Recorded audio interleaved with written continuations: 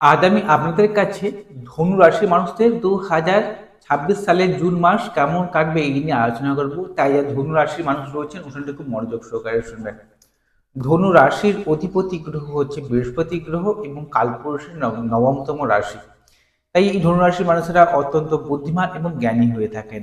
কিছু জিনিস শিখবো, কোনো কিছু জিনিসের দক্ষতা এদের মধ্যে দেখতে পাওয়া যায়। অপরকে উপদেশ দেওয়া, অপরকে সৎ বুদ্ধি প্রদান করা এদের একটা স্বভাবের মধ্যে পড়ে যায়।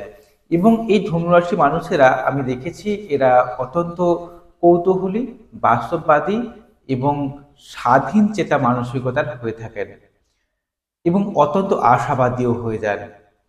আজকে সেই ধনুরাশি মানুষদের 2026 সালের জুন মাস কেমন কাটবে আজকে এটার মূল আলোচ্য বিষয় আমার।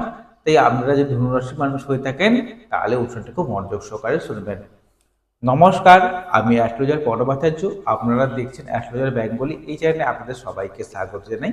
আপনারা নতুন হয়ে থাকলে চ্যানেলটিকে সাবস্ক্রাইব করবেন, বেল চিহ্ন টিপবেন, অল নোটিফিকেশনে ক্লিক করে দেবেন। এর ফলে প্রত্যেকটি ভিডিও আপলোড করা মাত্রই আপনারা সবার আগে নোটিফিকেশনটি পেয়ে যাবেন। এছাড়া আপনারা যদি আমাকে জন্মোৎসব প্রচার করা চান তাহলে মোবাইল নাম্বার তো রয়েছে, এই মোবাইল নাম্বারে যোগাযোগ করবেন। শুরু করছি মূল আলোচনায়। রাশির যে অধিপতি এবং চতুর্থভাবে অধিপতি দুটি হচ্ছে বৃহস্পতি গ্রহ, তিনি অবস্থান করছেন রাশি সাপেক্ষে অষ্টম ভাবে সুতুঙ্গী হই।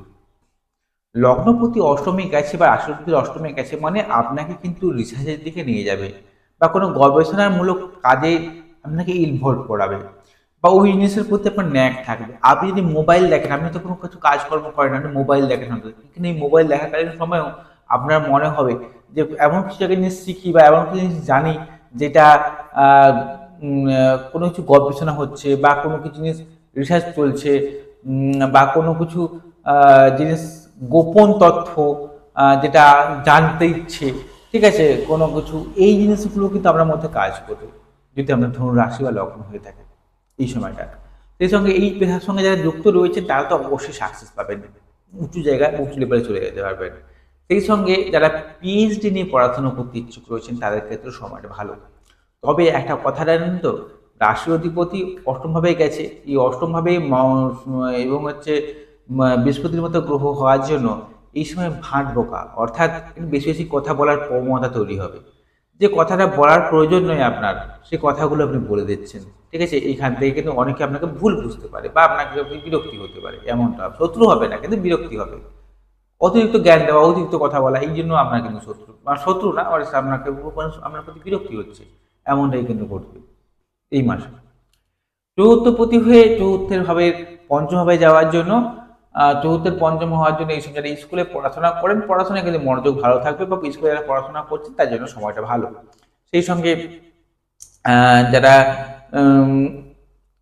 পরিবারের সদস্যদের নিয়ে সমস্যায় ভুগছিলেন, এই সময় কিন্তু সমস্যাগুলো কেটে যাচ্ছে। পরিবারের সদস্যদের সঙ্গে সম্পর্ক ভালো হবে। এক নম্বর, বন্ধু বান্ধবের সঙ্গে সম্পর্ক ভালো হবে, বন্ধু বান্ধবের সাহায্য পাবেন। যে সকল বন্ধুর সঙ্গে বহুদিন ধরে যোগাযোগ নেই সে সকল বন্ধুর সঙ্গে আচমকা যোগাযোগ হয়ে যেতে পারে বা তাদের সাহায্যে আপনার উন্নতিকেও নির্দেশ করছে। দু চাকার গাড়ি, চার চাকার গাড়ি বা কোনো যানবাহন যদি কিনতে চান সময়টা ভালো পুরো মাসটাই। আবার কি, যদি জমি জায়গা ধান জমি অর্থাৎ কোনো বাস্তু জমি যদি কিনতে চান সেক্ষেত্রেও খুব ভালো, প্রপার্টি কেনার ক্ষেত্রেও সময়টা ভালো বলা যাচ্ছে। দ্বিতীয় পতি এবং তৃতীয় ভাবের অধিপতি গ্রহ হচ্ছে শনিদেব, তিনি চতুর্থ ভাবে থাকার জন্য এই সময় আপনার মা যে রয়েছে, আপনার আপনার মা কিন্তু বারবার অসুস্থ হবেন বা মাকে নিয়ে বারবার হাসপাতালে দৌড়াতে হচ্ছে বা মা শরীর বারবার অসুস্থ হয়ে যাচ্ছে, সেটাকে নিয়ে সমস্যা আপনাকে ট্রাভেল ফিল করতে হচ্ছে, এটা কিন্তু ঘটবে। কিন্তু যারা কথা বেঁচে খান, যারা কোনো অ্যাডভাইসমূলক কাজের সঙ্গে যুক্ত রয়েছেন, যারা কমিউনিকেশন রিলেটেড কোনো কাজকর্ম করেন, ঘুরে ঘুরে ব্যবসা করেন, বা কোনো কমিউনিকেশন করে চলতে হয়, লোকের সঙ্গে যোগাযোগ মারফত কোনো কাজ করতে হয়, তাদের ক্ষেত্রে বলবো পুরো মাসটাই ভালো, এদিক থেকে ভালো। থার্ড হাউসে রয়েছে রাহু, থার্ড হাউসে রাহু থাকার জন্য এই সময় আপনার মধ্যে সাহস, পরাক্রম, উদ্যম বাড়িয়ে দিবে। মিডিয়া লাইনে যারা রয়েছেন, যারা কোনো রকমভাবে ব্লগের ভিডিও ভিডিও বানাচ্ছেন বা মিডিয়া লাইনের সঙ্গে যুক্ত রয়েছেন, ইউটিউবার রয়েছেন, তাদের ক্ষেত্রেও সময়টা ভালো। এই সময় এই পেশার সঙ্গে যুক্ত যারা রয়েছে তাদের ক্ষেত্রে গ্রোথ বাড়বে, এটা বলা যাচ্ছে রাহুটাকে বাড়িয়ে দেবে বা সমাজে আপনার পরিচিতিকে বাড়িয়ে দেবে। তবে মাঝে মাঝে ভাইদের সঙ্গে বা বোনদের সঙ্গে আপনার মনোমালিন্য হতে পারে, বা ভাইদের থেকে একটা সমস্যা আপনার জীবনে আসবে, এটাও কিন্তু মানতে হবে আপনাকে। যারা কোনো প্রোডাক্ট সেল করেন, মার্কেটিং লাইনের সঙ্গে যুক্ত রয়েছেন, তাদের ক্ষেত্রে বলব পুরো মাসটাই শুভ। পঞ্চমপতি এবং দ্বাদশ ভাবের অধিপতি গ্রহ হচ্ছে মঙ্গলদেব। তিনি পঞ্চম ভাবে অবস্থান করেছেন এবং আগামী 21শে জুনের পর থেকে তিনি ষষ্ঠ ভাবে অবস্থান করবেন। এই মঙ্গলের এই গোচরটা আপনার জন্য শুভ। এক নম্বর হচ্ছে আপনার কিন্তু আপনার মধ্যে আপনাকে ট্যালেন্টেড করাবে, আপনার বুদ্ধিমত্তা কাজে লাগিয়ে আপনি উন্নতি করতে পারবেন, আপনার জ্ঞানের বিকাশ ঘটবে, আপনার সাফল্যকে নির্দেশ করছে। তবে মাঝে মাঝে হঠকারী সিদ্ধান্তের জন্য অনেক কিছু কাজ পণ্ড হবে। তবে আপনার শত্রু নাশ হবে, যে কোনো প্রতিযোগিতামূলক পরীক্ষা আপনাকে জয়লাভে সাহায্য করবে। যে কাজগুলো আপনার বাধা পাচ্ছিলেন, যে কাজগুলো হওয়া হওয়া করে হচ্ছিল না, সেই কাজগুলো উদ্ধার হবে। ঋণ নিতে চাইলে সময়টা ভালো, বা ঋণকে পরিশোধ করতে চাইলেও সময়টা কিন্তু ভালো বলা যাচ্ছে। ষষ্ঠপতি এবং একাদশতম ভাবের অধিপতি গ্রহ হচ্ছে শুক্রদেব। তিনি অবস্থান করছেন অষ্টম ভাবে। এর ফলে কিন্তু শত্রু যেমন নাশ হবে, ঋণকে পরিশোধ করতে পারবেন, লোনকে পরিশোধ করতে পারবেন। ঠিক তেমনই ঠিক তেমনই একাদশপতি হয়ে অষ্টমভাবে যাওয়ার জন্য গুপ্তভাবে অর্থ ইনকাম হবে, এটা যেমন ঠিক, তেমনি অনেক জায়গায় প্রাপ্তিতে বাধা সৃষ্টি করবে। হয়তো আপনি কোনো কাজ করেছেন, ভালো কাজ, সেখান থেকে ভালো সুনাম পাওয়ার চেষ্টা করছেন, সেখানে ব্যর্থ হলেন। বা আপনি কোনো কিছু কাজ করেছেন, সেখান থেকে যেটুকু আমি পাওয়ার কথা সাকসেসটা, সেইখানে সেই সাকসেসটা পেতে একটু ব্যর্থ হলেন, বা সেই সাকসেসটা পেতে বাধাপ্রাপ্ত হলেন, এমনটাও নির্দেশ করছে। সপ্তম পতি দশম ভাবের অধিপতি গ্রহ বুধদেব, তিনি অবস্থান করছেন অষ্টম ভাবেই এবং আগামী সপ্তম ভাবে অবস্থান করছেন, অর্থাৎ সপ্তম পতি এবং দশম ভাবের অধিপতি গ্রহ বুধদেব, তিনি অবস্থান করছেন সপ্তম ভাবেই এবং আগামী 21শে জুনের পর থেকে তিনি অষ্টম ভাবেই অবস্থান করবেন।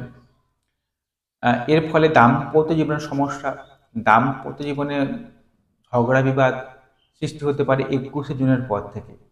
তার আগের সময়টা শুভ।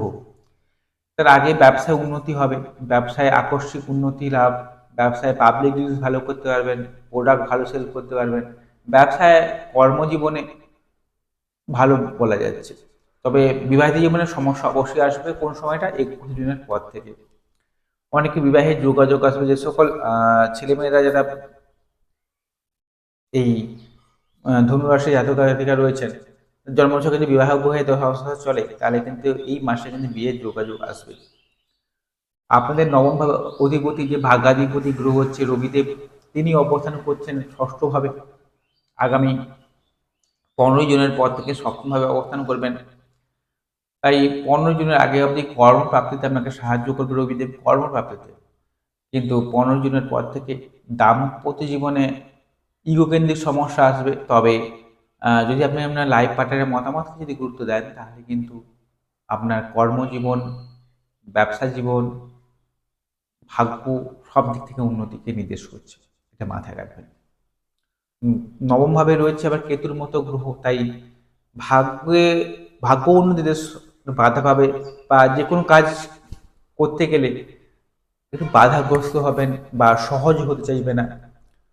তাই ধর্মে কর্মে যদি রুচি রাখেন, তাহলে কিন্তু সেখানে আমাকে কেতু সাহায্য করবে। তবে আমি যে কথাগুলো বললাম শুধুমাত্র গ্রহদের গতির উপর ডিপেন্ড করে, জন্মছক বা দেখতে পাচ্ছেন, আপনার জন্মছক দেখা খুব সবার আগে দরকার।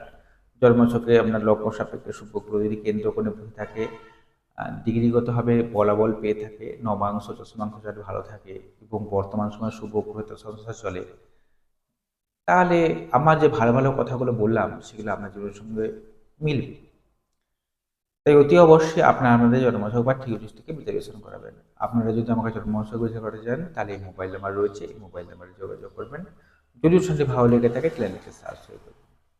নমস্কার, সবাই ভালো থাকুন, সুস্থ থাকুন।